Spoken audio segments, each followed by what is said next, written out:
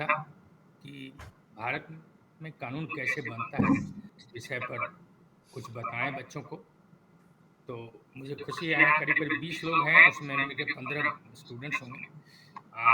कुछ स्टूडेंट्स अभी आएँगे।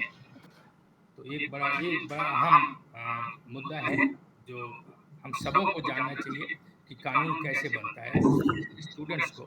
क्योंकि हर इंटरव्यू में किसी न किसी तरीके से सवाल आता है और पूछा जाता है और साथ ही जीवन के लिए ज़रूरी है। अगर आप गाँव में भी रहते हैं तब भी आपको जानना चाहिए कि कानून कैसे बनता है, आपके अधिकार क्या होंगे उस कानून में। और व्यास जी बहुत ही मेरे ख्याल से मैं कहूँगा कि विद्वान आदमी हैं, कई किताबें इन्होंने लिखी हैं। ये 3 जिलों के डीएम रह चुके हैं और कई विभागों के प्रिंसिपल सेक्रेटरी रह चुके हैं। तो मुझे नहीं लगता कि इससे कोई ज़्यादा अच्छा विद्वान हमें ये बता पाएगा। तो व्यास जी आपको बहुत-बहुत धन्यवाद आने के लिए। मैं बहुत कृतज्ञ हूँ, तहे दिल से कृतज्ञ हूँ, हम सब कृतज्ञ हैं। तो अब ये मंच मैं आपको सौंपता हूँ। जी नमस्ते सभी लोगों को, विद्यार्थियों को भी। मैं कोई विद्वान तो नहीं हूँ, लेकिन संविधान में मेरी रुचि है। मेरा आईएएस में लॉ भी विषय था और मैंने लॉ पढ़ा भी है। तो इसलिए मैं थोड़ा संविधान के बारे में अपने चैनल मैंने खोल रखा, उस पर कुछ चर्चा करता रहता हूँ। मेरी कोशिश है कि हमारे देश में, भारत में बहुत सारे लोग बिना संविधान को जाने ही बहुत सारी बातें करते हैं, सोचते हैं कि हाँ व्हाट्सएप यूनिवर्सिटी है बड़ी मशहूर, उस यूनिवर्सिटी में ऐसी-ऐसी बातें आती हैं व्हाट्सएप से कि बहुत सारे लोग उसी को पढ़ के विद्वान बन जाते हैं। तो मैंने सोचा कि जरा व्हाट्सएप यूनिवर्सिटी के द्वारा जो ज्ञान बाँटा जा रहा है, उसके जगह संविधान में जो चीज़ें हैं उनकी भी बात की जाए। इसलिए मेरी रुचि उसमें थोड़ी-सी जगी है ज़्यादा। मैं अपनी बात शुरू करने के पहले जो विद्यार्थी हैं कुछ जानना चाहूँगा कि वो किस स्टैंडर्ड के विद्यार्थी हैं, मतलब किन क्लासेस में पढ़ते हैं, उसी हिसाब से भी बात करनी पड़ेगी। तिवारी जी बता सकें कि किस स्टैंडर्ड के विद्यार्थी हैं, तो किस क्लास में पढ़ते हैं, हमारे क्लास कहते हैं। जी, तो आप पहले भी आए हैं इस मंच पर। आप जानते हैं कि स्तर जो है विद्यार्थियों के पढ़ने का, वो मेरे ख़्याल से 6ठी, 7वीं, 8वीं क्लास से लेकर और बीए तक है, जो विद्यार्थी हैं। और इसमें 27 लोग अभी दिख रहे हैं, उसमें कम से कम 20 तो विद्यार्थी ज़रूर होंगे। तो ये एक परिदृश्य है, ये बहुत स्पेक्ट्रम बड़ा है, तो उसको ध्यान में रखते हुए वो बताना पड़ेगा। लेकिन समझेंगे सभी और यही उद्देश्य है जो नहीं समझते हैं उनको समझाना। सामान्यतः जो मिडिल स्कूल में विद्यार्थी पढ़ते हैं, उनमें से किसी एक से मैं जानना चाहता हूँ कि उनके मन में क्या है कि क्या उनको जानना चाहिए कानून बनाने के बारे में? पहले से कुछ सुन रखा है तो ज़रा बताएँ। मिडिल वाले जो 6 से 8 वाले हैं, कोई भी उसमें से। चलो बताओ।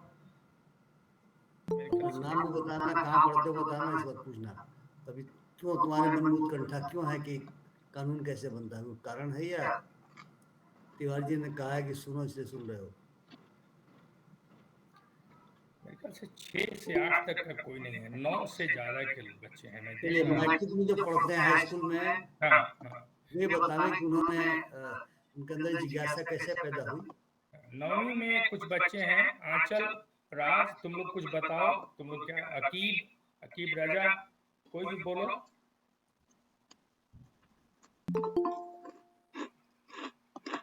लॉ के बारे में क्या जानना चाहते हैं? हाँ, राज बोलो। Good evening sir. सर मेरा नाम राज सिंह है। व्यास सर को मैं होगा। सर मेरा नाम राज सिंह है, मैं भुवनेश्वर में ड्रीम इंडिया स्कूल में पढ़ता हूँ। सर भारत में कानून कैसे बनते हैं, उनको कैसे इम्प्लीमेंट किया जाता है, इसके बारे में हम लोगों ने बुक्स में थोड़ा पढ़ा था कि लेजिस्लेटिव असेंबली में कोई भी बिल आता है उसको पास करते हैं, जिसपे उस पे वोटिंग होती है, फिर उसको इम्प्लीमेंट किया जाता है, जैसे कि हमारी इकोनॉमी या इंडिया को जो जरूरत है उसके लिए। तो सर एक्चुअली उसको इलेबोरेट करके जानना था कि एक्चुअली में क्या होता है, क्या प्रॉब्लम फेस करती है सरकार किसी भी कानून को लागू करने में या लागू करने के बाद भी। जैसे कि अभी हाल ही में नहीं 2-3 साल पहले जो कश्मीर से 370 हटा था तो उस पे बहुत विवाद हो रहा था, तो वो हटा तो क्यों विवाद हो रहा था ये सब जानने की कोशिश ऐसा कि आज का विषय बेटा वो सब नहीं है। आज का विषय मात्र है कि कानून बनता कैसे है, ठीक है? तो इसलिए मैंने कहा कि कानून बनता क्या कैसे है, लिखा हुआ ऊपर स्क्रीन पे, उसके बारे में यदि कोई उत्कंठा आपके अंदर है तो अगर उसे आप बोलेंगे तो कानून लागू करना तो एक अलग मुद्दा हो गया। जनता को अधिकार होगा, कानून का विरोध भी करती है। अगर कानून जनता को लगता है, जैसे भी हमारे यहाँ ड्राइवर्स की हड़ताल हुई, एक नया आईपीसी को जिसको हम फौजदारी कानून कहते थे रिप्लेस करके एक नया कानून बना है, बीएनएस नाम है, कहते हैं कि उसमें भारतीयकरण किया गया है। अब उसमें ड्राइवरों ने इस हड़ताल की सजा को 2 साल से बढ़ा करके 10 साल कर दिया गया है। तो इसलिए हड़ताल हुई और सरकार ने कहा नहीं हम बाद में ध्यान देंगे, अभी चुनाव चल रहा है, शायद चलने वाला है, सरकार ने तो नहीं कहा, इनफैक्ट यही है। तो हम लोग बात कर रहे हैं कि कानून बनता कैसे है, इस पे क्या तुम्हारी उत्कंठा है? अगर इस उत्कंठा मैट्रिक के विद्यार्थियों को बता सको तो मैं कुछ बात को आगे बढ़ाते समय उसका ध्यान रखूंगा, इसलिए मैंने पूछा। खैर, जो इंटरमीडिएट के छात्र हैं, जो ग्रेजुएशन के छात्र हैं, बीए के, बीएससी के, उनके मन में क्या है, वो क्या जानना चाहते हैं? निभा बोलो क्या? Yes sir. सर मैं ना ये 12th कंप्लीट कर चुकी हूँ और सर ये भारत में कानून कैसे बनता है, ये सवाल मेरे मन में मतलब जो है ना काफी दिनों से है और मैं ये जानना चाहती हूँ कि बनता कैसे, वो तो मुझे जानना है, बट मुझे जो है ना ये जानना था कि कानून बनाता कौन है, तो ये हमें थोड़ा बहुत पता है, तो इसके बारे में बेसिक जानना है मुझे। चलो ठीक है, तो मैं 12th की जो बिटिया निभा कुमारी बोल रही है, तो उसी की बात को ध्यान में रख करके अपनी बात को रखना चाहूँगा। और जहाँ कहीं आप लोगों को लगे कि मैं थोड़ा-सा कठिन चीज़ बता रहा हूँ, क्योंकि हम लोग की आदत होती है, हम तो कोई गुरु हैं नहीं, बहुत सारे यहाँ गुरु बैठे हैं, हम तो प्रशासन में रहे हुए हैं। इसलिए हमारा बोलने का जो तरीका होगा या जो चीज़ें हम कहना चाहेंगे, हो सकता है वो समझ में नहीं आ रहा हो, कुछ ऐसी चीज़ हो जो प्रशासन से संबंधित चीज़ें हो जाती हैं, या हो सकता है बिल्कुल ऐसा संविधान की चीज़ें हो जाती हैं जिसको आप समझ नहीं पाओगे, तो मुझे पूछ लेना, ठीक है? बीच में रोक करके हमें पूछ लेना। ऐसा मेरा कोई चेन ऑफ थॉट जैसा कॉन्सेप्ट नहीं है, बीच में कहीं भी तुम पूछ सकते हो, ठीक है?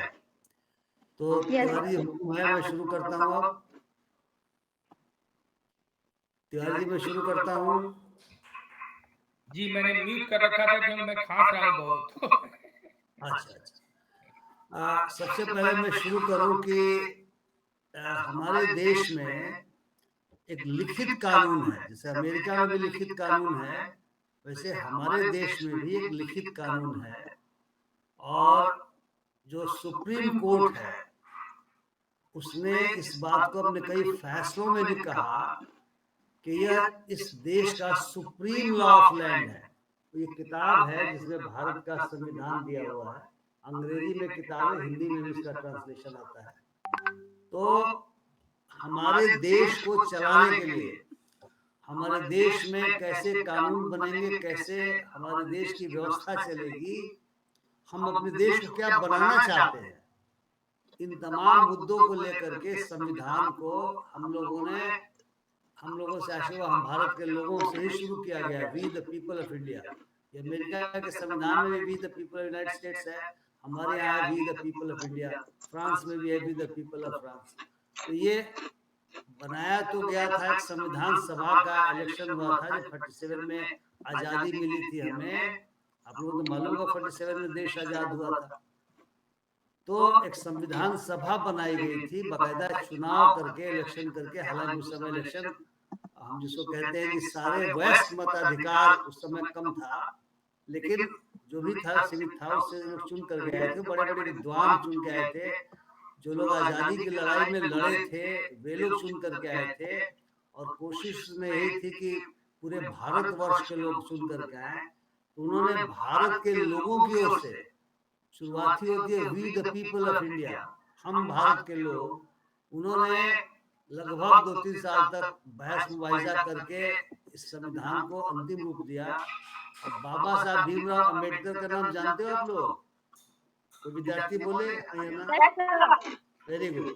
तो बाबा साहब भीमराव अंबेडकर जो स्वयं दलित समुदाय से आते थे और उन्होंने पार्टी भी बनाया था, क्योंकि दलितों के ऊपर भारतवर्ष में जो हमारी वर्ण व्यवस्था है, उस वर्ण व्यवस्था में काफी कह सकता हूँ कि अत्याचार, एट्रोसिटी भी कहा जाता है उसको अंग्रेजी में, हुआ करता था। उसके विरुद्ध वो संघर्ष में खड़े हुए। महाराष्ट्र के तो वहाँ पर ज्यादा ही कुछ था, उत्तर भारत में भी था, जहाँ तुम रहते हो अपने गांव में भी देखोगे तो पाओगे कि काफी छुआछूत भेदभाव है। तो उसके खिलाफ लड़ने वाले लोग थे, तो उनको ड्राफ्टिंग कमेटी बनाएगी। जैसे कोई भी जब पॉलिसी बनेगी, नीति बनेगी, कानून बनेगा, तो वो ड्राफ्टिंग पहले किया जाता है, उसका प्रारूप तैयार किया जाता है।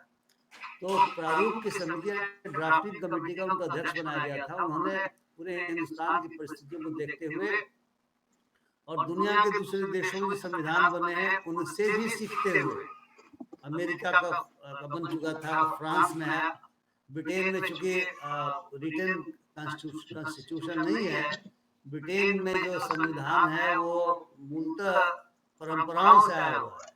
लेकिन कुछ ऐसी महत्वपूर्ण घटनाएं हुई थी जिसमें जैसे मैग्ना कार्टा करके एक घटना थी 1215 में। चूंकि संसद वहां पर पहले से था, राजा है वहां, तो संसद को पहले अधिकार कम था, संसद के अधिकार को राजा जो चाहे कर देता था। लेकिन 1215 में मैग्ना कार्टा का डिक्लेरेशन साइन हुआ था, और उसमें एक तरह से हुआ कि संसद चूंकि जनता की प्रतिनिधि होती है आमतौर से, इसलिए संसद को कुछ अधिकार होने चाहिए जो जनता के अधिकार के रूप में परिभाषित होगा। वह हुआ था। फ्रांस में क्रांति हुई थी और वहां पर 3 बड़े महत्वपूर्ण शब्द आए थे, लिबर्टी यानी स्वतंत्रता, इक्वलिटी यानी समानता, और फ्रेटर्निटी यानी बंधुता। तो 3 चीजें आई थी, क्योंकि वहां पर भी सामंतवाद था जबरदस्त, बड़े पैमाने पर। जो हमारे यहाँ जैसे राजे रजवाड़े हुआ करते हैं, वहां पर फ्यूडल कहा जाता, फ्यूडल लॉर्ड्स कहा जाता था, उस तरह के लोग थे। तो वहां पर विद्रोह हुआ, और उस विद्रोह के बाद, और उस विद्रोह को करने के पीछे जो बहुत सारे विचार थे, बहुत सारे वैचारिक थे, बहुत सारे दार्शनिक थे, उनसे लोगों ने सीखा और वहां पर विद्रोह हुआ और राजा की सत्ता को पलट करके जनता की सत्ता, जैसा वो कहते हैं, स्थापित हुआ। तो उससे भी हमने सीखा, जो हम भी अंग्रेजों से लड़ रहे थे, इसलिए उससे सीखा और क्या अच्छी चीजें कहीं हो सकती है, हमारे देश में क्या होना चाहिए आदि इत्यादि सीखा। और संविधान का प्रारूप बाबा साहब ने तैयार किया, और काफी बहसें हुई। और 26 नवंबर 1949 को इस संविधान को हम भारत के लोगों ने इनेक्ट किया, यानी इसको उसको पास किया, इसको स्वीकार किया और एडॉप्ट किया इसको। इस तरह से संविधान अस्तित्व में आया। 26 जनवरी 1950 को जो हम गणतंत्र दिवस पहला मनाते हैं, उसके बाद से अपने अस्तित्व में आया। तो जब कानून कहते हैं तो इसकी परिभाषा भी इसमें दी हुई है। संविधान का अनुच्छेद 12 है, अंग्रेजी में आर्टिकल कहा जाता है, हिंदी में अनुच्छेद कहते हैं। उस 12 में है कि जैसे ये कहा गया कि लॉ इंक्लूड्स कहता है, लॉ में ये शामिल है, क्या क्या शामिल है। और जब इंक्लूड शब्द होता है इसका मतलब कि और भी चीजें हो सकती हैं, ठीक है। तो एक तो स्टैट्यूटरी लॉ होता है जिसको जी एक मिनट रुको, तुम्हारी हाथ उठा लो। I think she has a question many times इधर है। अच्छा बोलो बेटा। श्रेया बोलो। सर कानून क्यों बनाया गया? ऐसा है कि जैसे जंगल, तुम्हारे यहाँ कोई जंगल है मोतिहारी में? श्रेया कलकत्ते में रहती है। ओके, कोई जंगल गए हो? जंगल में जो मजबूत लोग होते हैं, मजबूत मतलब जो लोग तो नहीं, मजबूत जो जानवर होता है वो कमजोर जानवर को खा जाता है, ठीक है, उसको मार देता है।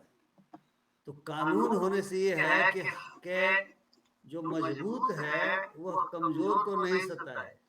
जो सरकार है सबसे मजबूत होती है, वो जनता के बल पर। एक प्रजातंत्र में हमने अपनाया प्रजातंत्र को, तो प्रजातंत्र में सरकार भी जनता को परेशान नहीं करे, एक सीमा के बियॉन्ड। जो सीमा है, परेशान शब्द तो मैं नहीं कहूँगा, सरकार को तो किसी को परेशान नहीं करना चाहिए, कानून के हिसाब से सबको चलना चाहिए, यानी एक आधार होना चाहिए जिसका पालन सबको करना चाहिए। इसको कहते हैं रूल ऑफ लॉ, यानी कानून का शासन वह है जिसमें सभी लोग समान हैं।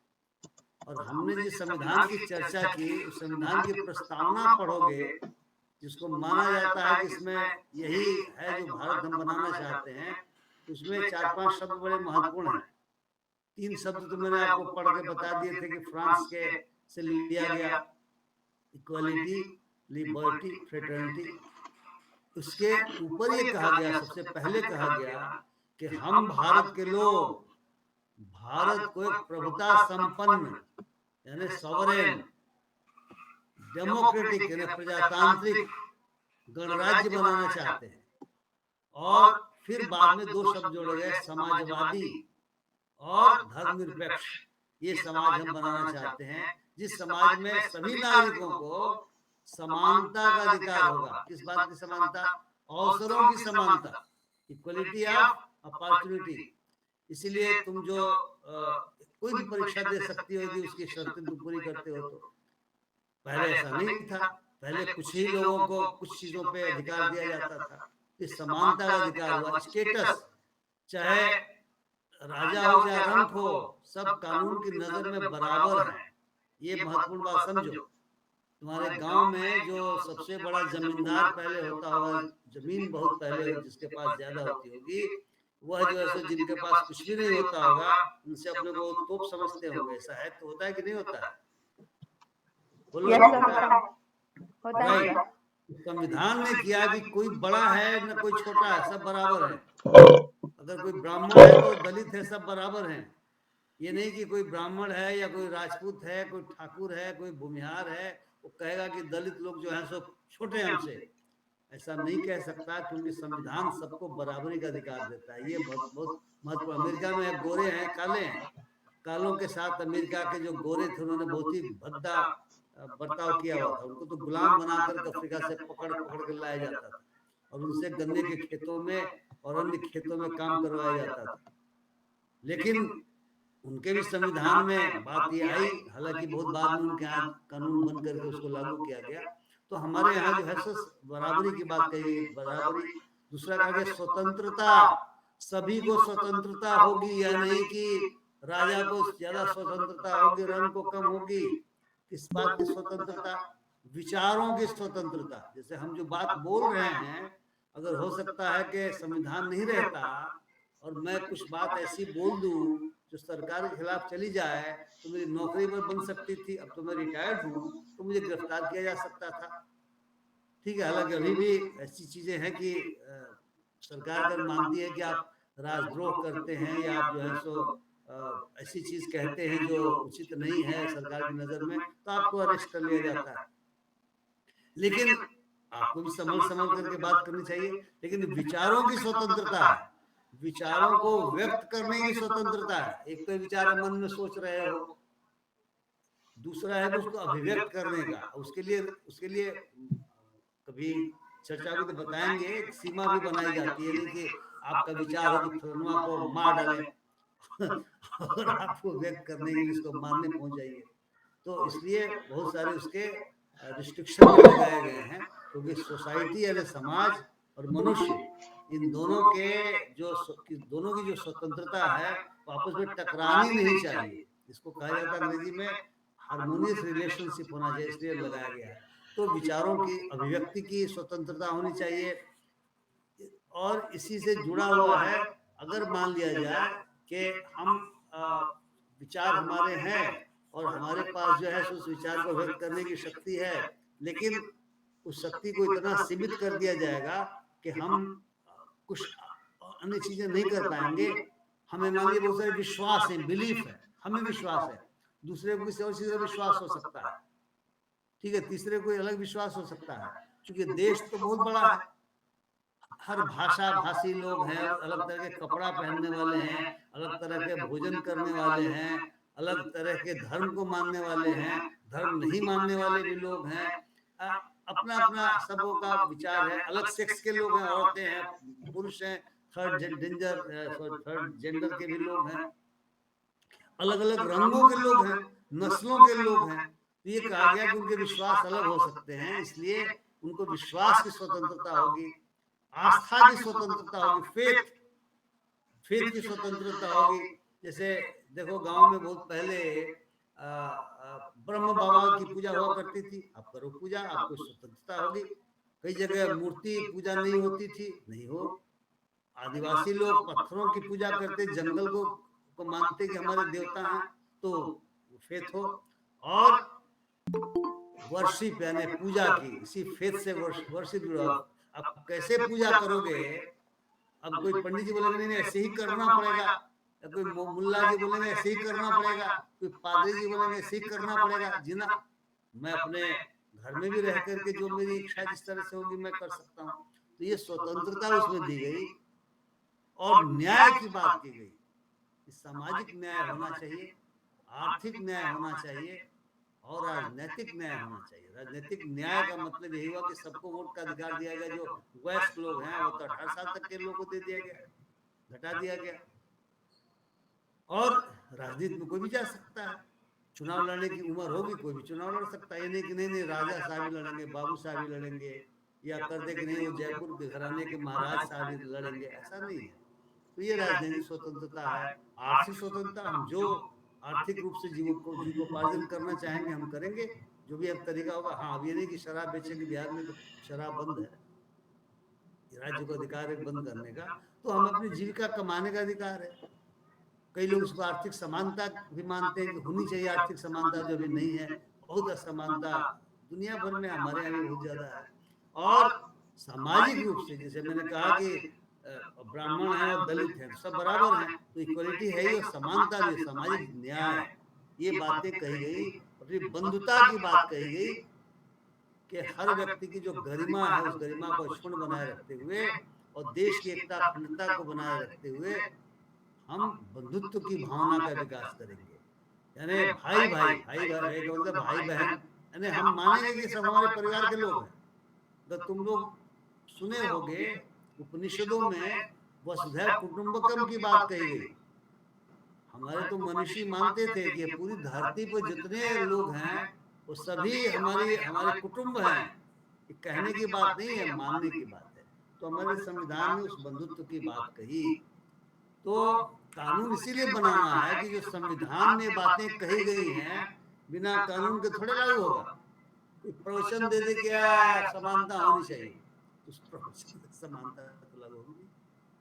अभी भी औरत मर्द में फर्क है ना। तुम लड़की हो, तुमको कहा जाता है तुम ये नहीं करोगे वो करोगे, तो समानता कहाँ है? अभी तो परिवार ही समानता को रोकने की कोशिश करता है, औरत के लिए अलग मर्द के लिए अलग, लेकिन कानून सबको बराबर मानता है। ठीक है, तो इसलिए कानून बनाने की आवश्यकता है ताकि जो जिस तरह का समाज हम बनाना चाहते हैं, जिस समानता का समाज, जिस स्वतंत्रता का समाज, जिस बंधुत्व का समाज, जिस न्याय का समाज, जो प्रजातंत्र है, जो हम कहते हैं कि इस प्रजातंत्र में सभी लोग बराबर हैं। कुछ लोग बोलते हैं ना, नेता लोग भाषण देते हैं तो कहते हैं बेचारे कि पहले राजा रानी के पेट से पैदा होता था, अब वो वोट की ताकत से पैदा होता है।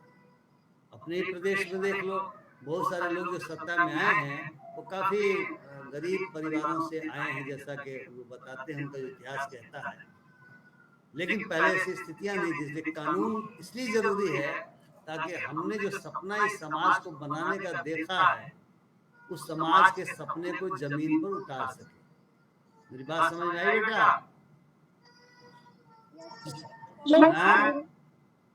Yes sir. राइट। तो जो कानून है उसकी परिभाषा अनुच्छेद 12 में कह रहा था, उस अनुच्छेद 12 में दी गई है। अनुच्छेद 12 में क्या कहा गया है? ये कहा गया है कि जो कानून है वो इंक्लूड करेगा, उसमें शामिल है एक स्टैट्यूट हो गया, जो मैं इसके बारे में बताऊंगा, जो संसद और विधानसभाएं पास करती हैं बताऊंगा।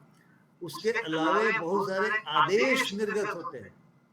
हम लोग प्रशासन में थे तो जैसे बहुत सारे आदेश हम निर्गत करते थे, बहुत सारे आदेश हम निकालते थे, बहुत सारा बाईलॉज बनता है, ऑर्डिनेंस होता है। जब सुना होगा कि राज्यपाल महोदय ऑर्डिनेंस जारी करते हैं, राष्ट्रपति महोदय ऑर्डिनेंस जारी करते हैं, मंत्रिमंडल उनको सिफारिश करता है, वो भी कानून की परिभाषा में आता है। और रूल बनते हैं बहुत सारे। रूल पार्लियामेंट में नहीं जाता, असेंबली में नहीं जाता, अफसर लोग रूल बनाते हैं और मंत्री लोग उसका अनुमोदन करते हैं, उसके अप्रूव करते हैं, कई बार कैबिनेट में जाना होता है। तो रूल भी कानून के रूप में परिभाषित किया गया है। रेगुलेशन बनाते हैं बहुत सारे, जो तुम लोग थोड़ा सा और आगे पढ़ोगे तो पता चलेगा। जैसे सुप्रीम कोर्ट है, हाई कोर्ट है, वो कैसे अपने काम को करेंगे उसका रेगुलेशन बनाने का उनको हक है। और बहुत सारी संस्थाएं, मैं भारत सरकार में था, कंपटीशन कमीशन ऑफ इंडिया बना है, जो मार्केट के कंपटीशन को रेगुलेट करता है। उसको कानून में अधिकार दिया गया कि आप अपना रेगुलेशन बनाइएगा। इलेक्शन कमीशन ऑफ इंडिया अपना रेगुलेशन बनाता है, उसका कैसे फंक्शनिंग होगा वो अपना सारा का सारा रेगुलेशन बनाता है। मॉडल कोड ऑफ कंडक्ट किसी ने खुद बनाया हुआ है, जिसका पालन माना जाता है कि चुनाव के दौरान जब चुनाव की घोषणा हो जाएगी तो सभी कैंडिडेट्स को, पॉलिटिकल पार्टी को करना है। ये रेगुलेशन बनाने का भी अधिकार होता है, इसको भी कानून ही माना जाता है। बहुत सारे नोटिफिकेशन निकलते हैं, तुम देखते हो बहुत सारी चिट्ठियां निकलती हैं, इसमें लिखा होता है अधिसूचना, बिहार में लिखते हैं अधिसूचना, यही नोटिफिकेशन है। इसको भी कानून के अंतर्गत माना गया है।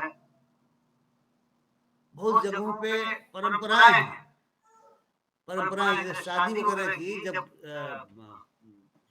जब इसमें कानून नहीं भी था, या अभी भी जहाँ नहीं कानून है, जैसे आदिवासी इलाकों में उस शादी की अलग परंपरा है। हिंदू में मिताक्षरा स्कूल है और एक दूसरा स्कूल है जो बंगाल वगैरह में लागू होता है, 7 फेरे की बात की जाती है। क्रिश्चियंस की अपनी है। तो परंपरा भी जो लंबे काल से चली आ रही होती है, या जो किसी चीज को हम इस्तेमाल करते हैं लंबे काल से चली आ रही है, वह भी कानून की शक्ति, उसको कस्टम कहते हैं और उसको यूसेज भी कहा जाता है। जो भारत सरकार में भारत के जो भूभाग में लागू होता है, जैसे आप जाओगे नॉर्थ ईस्ट में तो वहाँ कुछ दूसरी परंपराएं होंगी, हमारे यहाँ कुछ अलग परंपराएं होंगी, साउथ कुछ अलग परंपराएं होंगी, और लंबे साल से चल रही हैं, लंबे काल से चल रही हैं, तो वह भी कानून की शक्ति उनको प्रदत्त मानी जाती है।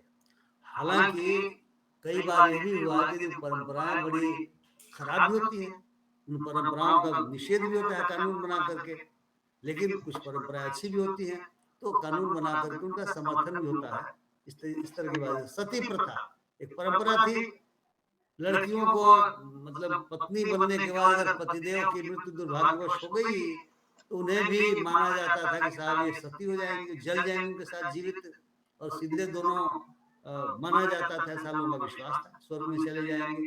पत्नी का जीवन पति के बिना अधूरा है।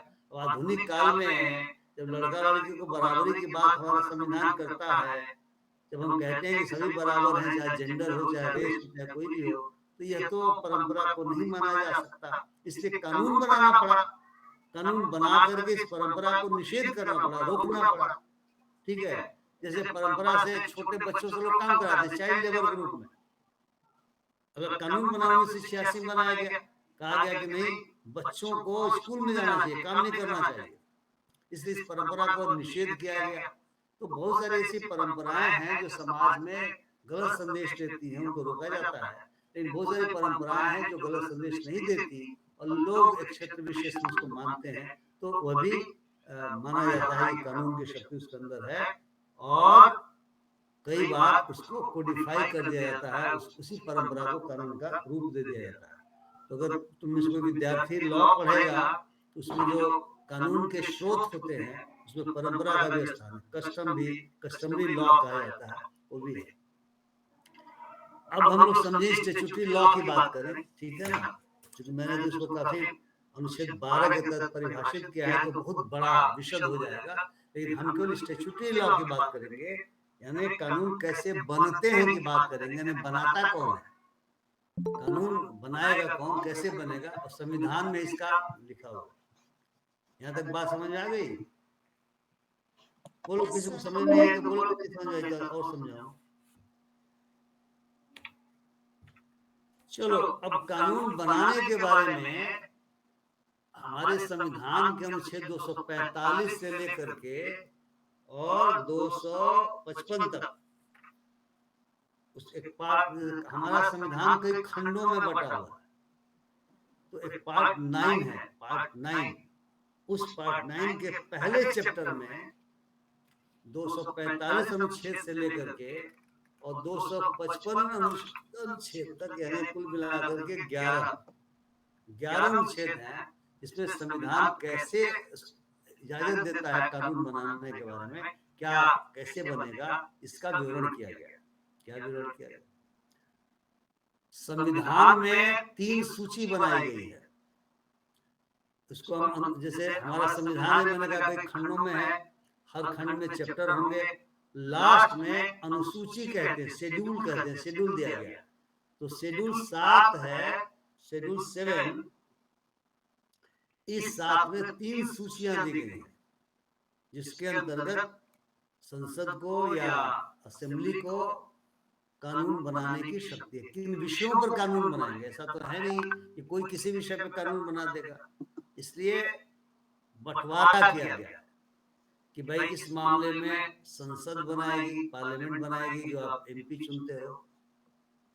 इस विषय पे विधानसभा, विधान परिषद बनाएंगे, जिसके लिए आप एमएलए, एमएलसी तो इनडायरेक्ट भी आते हैं, लेकिन कुछ एमएलसी का चुनाव भी होता है। कई जगह एमएलसी का सिस्टम नहीं है, केवल विधानसभा एमएलए चुनते हो।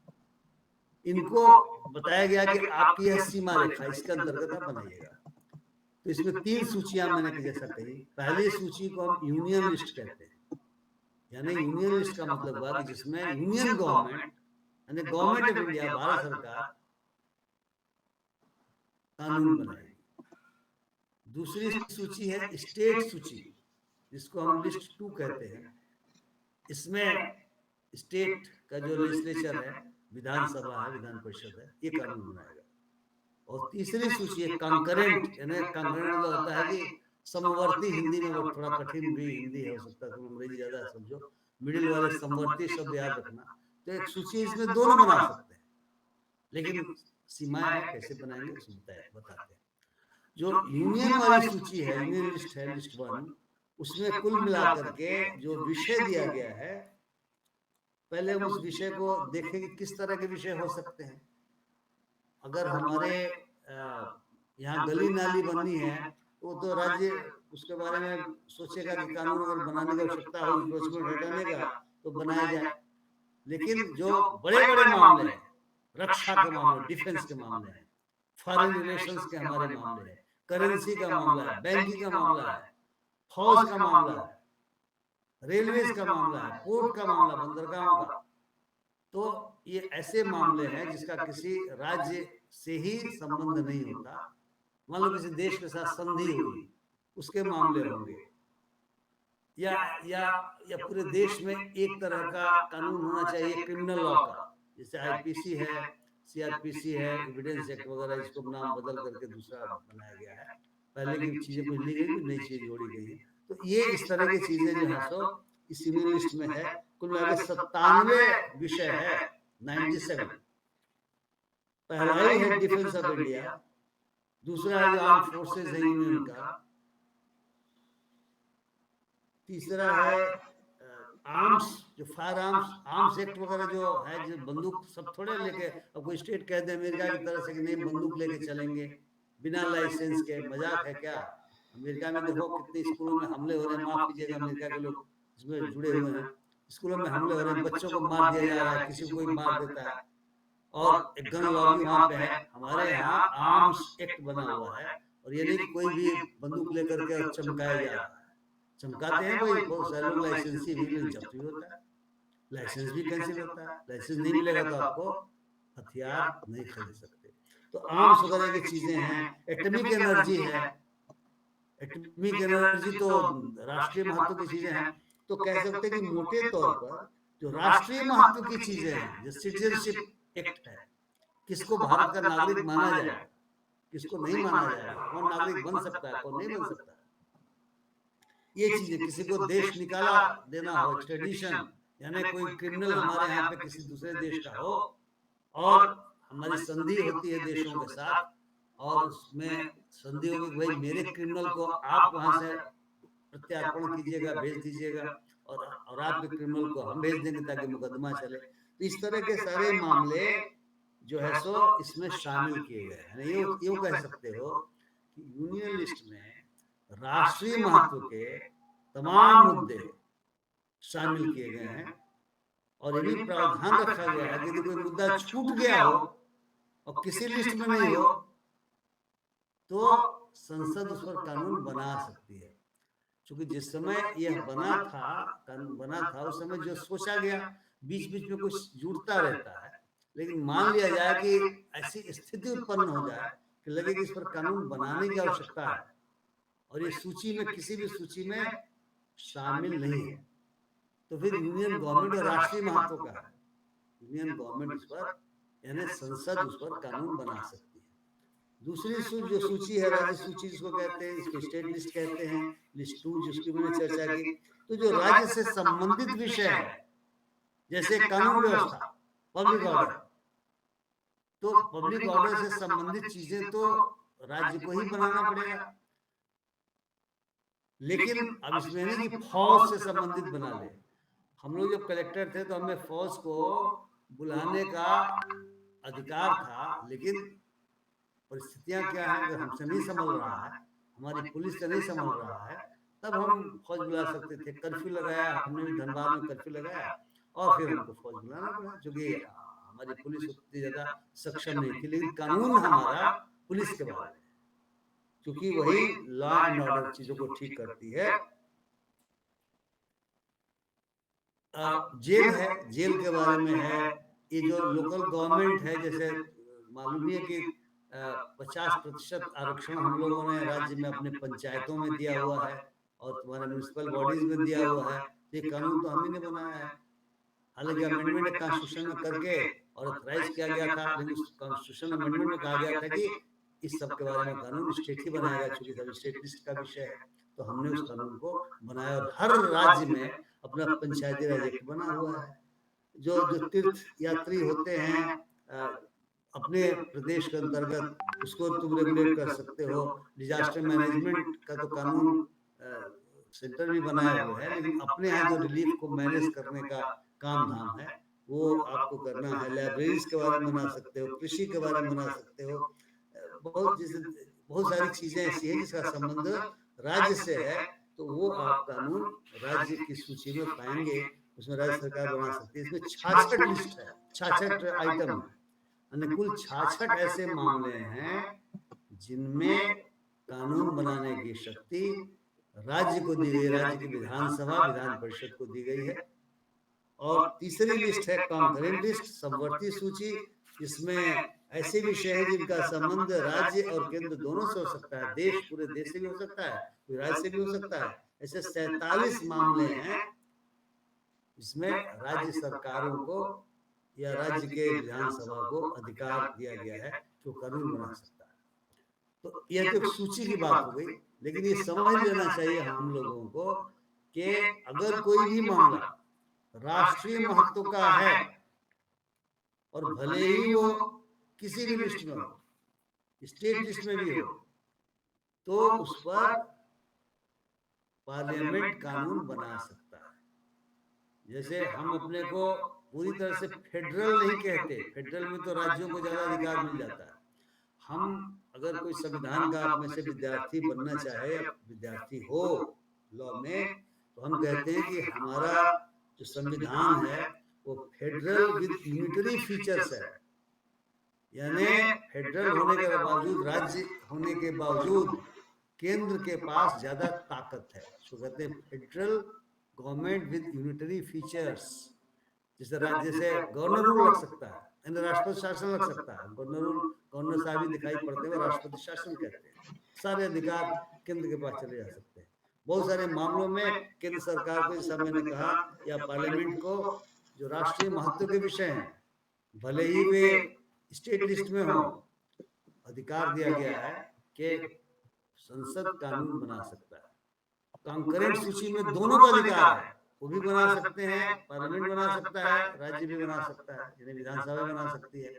और यह भी है कि केंद्र ने कोई कानून बनाया हुआ है समवर्ती सूची का और राज्य ने भी बनाया हुआ है, अगर दोनों में कहीं कॉन्ट्रडिक्शन होगा तो केंद्र की बात ही मानी जाएगी, केंद्र के कानून को ही माना जाएगा। इसलिए कई बार यह भी होता है कि अगर किसी केंद्र के द्वारा बनाए गए कानून में जो समवर्ती सूची का होता है, राज्य सूची का होता है, राज्य कोई संशोधन करना चाहते हैं तो सुना होगा कि राष्ट्रपति को भेजा जाता है, यानी केंद्र सरकार को भेजा जाता है कि भाई देखिए यह संविधान के अनुसार सही है ना, क्योंकि इंटरप्रिटेशन की बात आती है तो उनकी सहमति लेकर के, जैसे लैंड का जो मामला है, लैंड है समवर्ती सूची में है, तो स्टेट लेवल पर भी बहुत सारे लैंड के कानून बने हुए, संशोधन भी होते रहते हैं। उसमें अगर कोई ऐसी चीज हो जो लगता हो कि केंद्र ने भी इसको कुछ बना रखा है तो फिर राष्ट्रपति महोदय की अनुमति लेनी पड़ती है। अगर कॉन्ट्रडिक्टरी प्रतीत हो, इंटरप्रिटेशन में लगे कुछ हो सकता है तो वहां पर भेजा जाता है। इस प्रकार से यूनियन को यानी संसद को व्यापक अधिकार कानून बनाने के मामले में भी मिले हुए राज्यों के मुकाबले। और जैसा कि मैंने कहा कि राष्ट्रीय महत्व का कोई विषय हो, भले ही स्टेट लिस्ट में क्यों नहीं हो, पार्लियामेंट इस पर कानून बना सकता है। कई ऐसे मामले होते हैं जो दो प्रदेशों से संबंधित होते हैं, इंटर स्टेट जिसको कह सकते हो। तो ये मामला हो सकता है कि एक प्रदेश की विधानसभा अपने पक्ष में बना ले, दूसरे प्रदेश की विधानसभा अपने पक्ष में बना ले, कॉन्ट्रडिक्शन हो जाए, केंद्र सरकार इसको कानून बना के भी ठीक कर सकती है। और कई बार जो है सो आपस में मीटिंग करके उसको भी ठीक करने की कोशिश करते हैं। इसीलिए एक संविधान के अनुच्छेद 248 में कहा गया है कि जो कुछ भी मैंने पहले कहा भी था, बट अनुच्छेद 248 में साफ कहा गया कि जो किसी भी सूची में नहीं है, कोई भी विषय नहीं है मान लो, और आवश्यकता है तो केंद्र सरकार यानी पार्लियामेंट उस विषय पर कानून बना सकता है। ठीक है। अब यहाँ तक मैंने बताया, इसमें अगर आप में से किसी को कुछ और समझना हो, जानना हो, क्योंकि मैंने संक्षेप में विभिन्न अनुच्छेदों में क्या बातें कही गई हैं आपको बताया। यदि यहाँ तक में कुछ जानना हो, कुछ और स्पष्टीकरण लेना है तो आप अपनी बात रख सकते हो। तो व्यास जी आपने बहुत अच्छा बताया बच्चों को। मैं बच्चों से पूछना चाहता हूँ उनको कितना समझ में आता है। आप लोग बोले अभी 15 मिनट टाइम है बस इस सत्र के लिए, और आज दूसरा सत्र नहीं है। अगर दूसरे सत्र की जरूरत पड़ेगी तो व्यास जी से पूछ के हम लोग दूसरा सत्र करेंगे अगले शनिवार को। लेकिन आप में से किन्होंने समझा, बड़ी बहुत इम्पोर्टेंट बातें बताई हैं व्यास जी ने। जैसे आप लोगों को शायद पता ना हो, मुझे पता नहीं था जब मैं आपकी उम्र का था, तो कितनी अनुसूचियां हैं। पार्लियामेंट को जो अधिकार है उसकी एक अपनी सूची है, किन विषयों पर वो बना सकती है सरकार। राज्यों की अपनी सूची है और एक समवर्ती सूची है, कंकरेंट।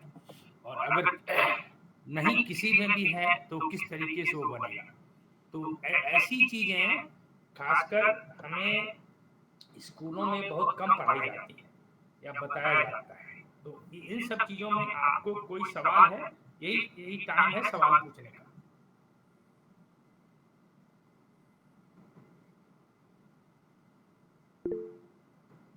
खुशबू। हाँ, खुशबू बोलो। सर प्रणाम। सर मुझे मेरा सवाल ये था कि जो ये थोड़ा कठिन भाषा में होता है, तो मतलब कोई ऐसा बुक आता है अलग से जो आसान भाषा में हो? किस क्लास में पढ़ती हो? सर मैं एलएलबी की स्टूडेंट। अरे एलएलबी की विद्यार्थी तो जो मैं बातें बोल रहा था, कौन से लॉ कॉलेज है तुम्हारा? सर यूपी से। हाँ, यूपी में कुछ कॉलेज है तो वो ऑनलाइन ही कर रही है व्यास जी, ये मैं जानता हूँ। तो उसमें दिक्कत ये है कि जो संविधान की, वो इसके कहने का मतलब संविधान की जो भाषा है वो थोड़ी कठिन है, अंग्रेजी या हिंदी में। तो कोई दूसरी किताब है या दूसरी किताब या उसके जो जो उसका कुछ एक्सप्लेनेशन कहीं हो सरल भाषा में, अंग्रेजी या हिंदी में, तो वो कुछ है क्या आपके दिमाग में?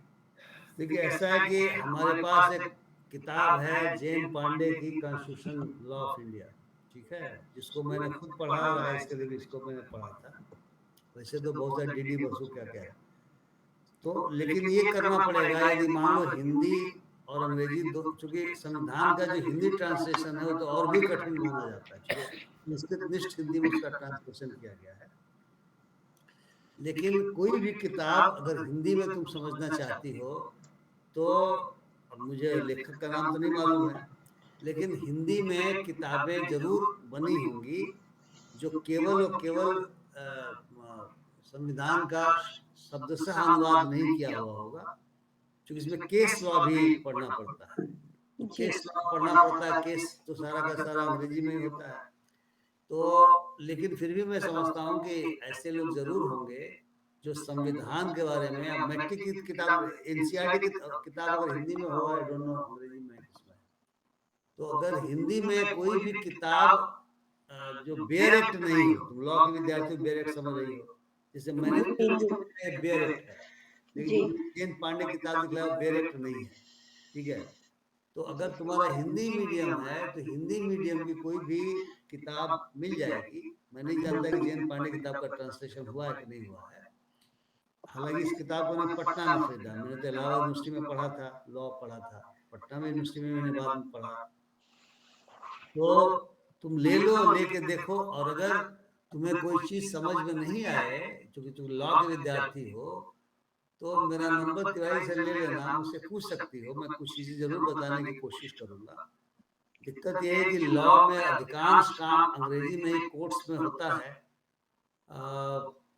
वैसी दशा में किताबें भी जो वकील बनना चाहते हैं लोग या कंपटीशन वगैरह में, उसी की बढ़िया किताबें हैं।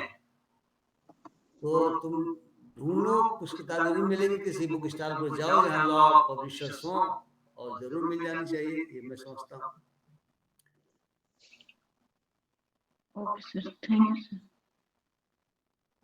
वेलकम। और कोई सवाल है किसी का? आई एम सॉरी, सब समझ में आ गया? Yes sir. अंचल गोस्वामी, हाँ चल बोलो। बोलो।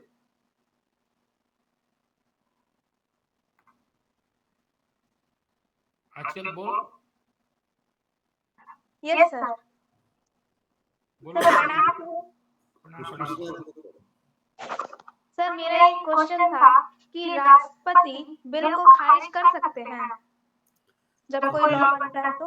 हाँ बहुत बढ़िया। मैं सोचता था कि मैं दूसरा सत्य तिवारी से कह के अब उस प्रक्रिया पर जाऊंगा, तो मुझे बता दूं, संसद के दोनों सदनों ने अगर कोई कानून पारित कर दिया वो राष्ट्रपति के यहाँ भेजा जाता है।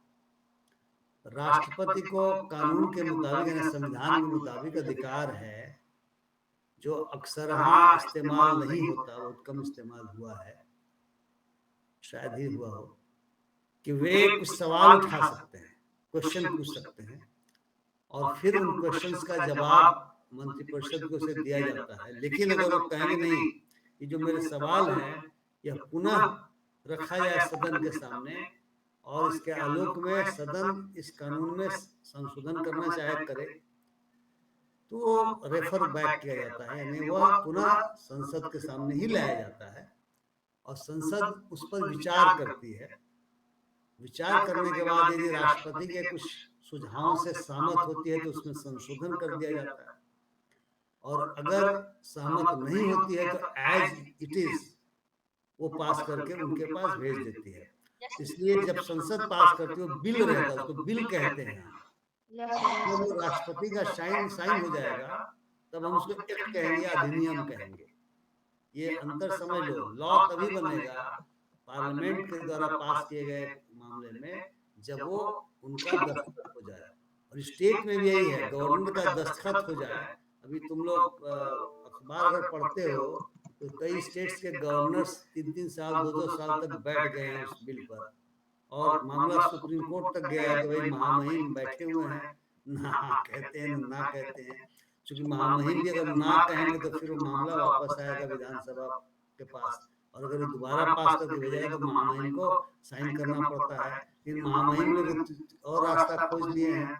उन्होंने क्या किया, दूसरी बार भी गया, उन्होंने राष्ट्रपति को भेज दिया। जैसे हम लोग चूंकि प्रशासन में थे, सचिवालय में, तो बाबू लोग घुमा देते हैं ना, अगर कुछ नहीं करना होता तो लॉ डिपार्टमेंट भेज दो, फाइनेंस डिपार्टमेंट भेज दो, कार्मिक भेज दो। तो गवर्नर साहब लोग ऐसा ही करने लगे हैं, लेकिन संविधान ने ऐसा सोचा नहीं था। उसने सोचा था कि राष्ट्रपति महोदया के यहाँ तभी या महोदय के यहाँ तभी भेजा जाएगा जब लगेगा कि इस कानून में कोई ऐसी चीज है जो जिसमें संसद का कॉम्पिटेंस है, और विधानसभा ने ऐसा कर दिया है। लेकिन चल रहा है, सब चलता रहता है हमारे देश में, बहुत सारी चीजें होती रहती है, लेकिन संविधान यही कहता है। ठीक है बेटा?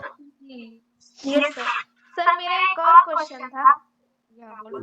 बोलो बोलो। सर जैसे कि राष्ट्रपति कोई भी कानून बनता है तो राष्ट्रपति की सहमति जरूरी होती है, तो वैसे ही स्टेट लेवल पे बिहार अगर जैसे बिहार है तो बिहार में अगर कोई कानून बनता है तो गवर्नर की सहमति आवश्यकता होती है। तो जैसे कि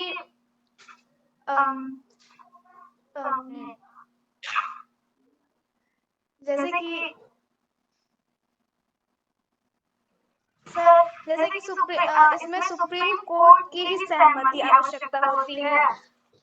नहीं, ऐसा होता है कि जिस अनुच्छेद 12 की मैं चर्चा मैंने सबसे पहले कहा, जो कहता है कानून क्या है, उसका दूसरा अनुच्छेद है अनुच्छेद 13 में यह है कि अगर कोई भी कानून जो बनता है, अगर वो हमारे मूलभूत अधिकारों का, अगर संविधान पे अन्य बात होगी तो इसको मैं मूलभूत अधिकारों पर भी चर्चा करूंगा, तिवारी जी कहेंगे तो मूलभूत अधिकारों का जो उल्लंघन हो रहा हो, समझ लो जो हमारे फंडामेंटल राइट्स हैं, कानून बना करके आप उन्हें छीन नहीं सकते, उनको कम नहीं कर सकते, आपको रिजनेबल रिस्ट्रिक्शन लगा सकते हैं, लेकिन ये नहीं कह सकते कि हमारे फंडामेंटल राइट्स को खत्म कर दें। हालांकि कई बार ऐसा कानून बन जाता है जो ऐसा लगता है, तो वो सुप्रीम कोर्ट के पास जा सकता है। आर्टिकल अनुच्छेद 32 के तहत जी नहीं कहें, अनुच्छेद 32 वाला खत्म करें। अनुच्छेद 32 के तहत सुप्रीम कोर्ट का अधिकार दिया गया है, और ये अनुच्छेद 32 भी हमारा फंडामेंटल राइट है कि सीधे सुप्रीम कोर्ट में मामला जा सकता है, और सुप्रीम कोर्ट उसको एग्जामिन करेगा कि क्या इससे हमारे किसी मूलभूत अधिकार का हनन होता है। यदि होता होगा तो संविधान को तो कानून को संविधान के विरोध में ultra violence of the constitution कहा जाता है, असंवैधानिक कहा जाता है, असंवैधानिक घोषित कर सकता है, या कोई पार्ट उसका मान लो उसके विरोध में होगा, पार्ट को संवैधानिक घोषित कर सकता है। तो ये सुप्रीम कोर्ट का अधिकार है, इसको हम कहते हैं न्यायिक समीक्षा। न्यायिक समीक्षा का अधिकार सुप्रीम कोर्ट का है। हाई कोर्ट को भी आर्टिकल 226 है, उसके तहत पूरे न्यायिक समीक्षा करने का अधिकार है, यानी संविधान के विरुद्ध जाकर के कोई कानून आज की तारीख में नहीं बन सकता। बहुत सारे कानून बनते थे, तो एक प्रिंसिपल आया जिसको हम बेसिक स्ट्रक्चर का, उसको क्या कहेंगे, बुनियादी ढांचे का सिद्धांत कहते हैं। सुप्रीम कोर्ट ने केस था, देखो जो लॉ में पढ़ती है शायद पढ़ी, केशवानंद भारती का बड़ा महत्वपूर्ण केस था। बाद में मेनका गांधी का केस आया अलग अलग अनुच्छेदों के बारे में, और बम्बई का जजमेंट 1994 में आया।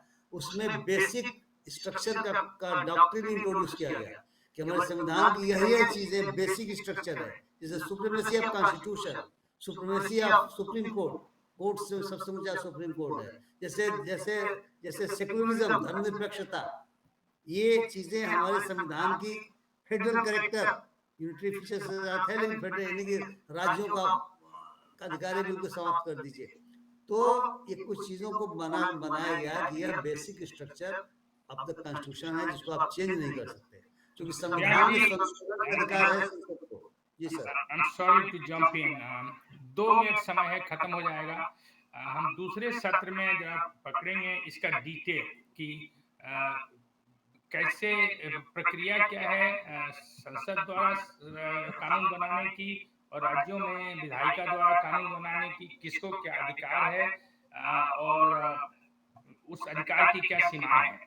आपने बहुत टच तो किया अभी,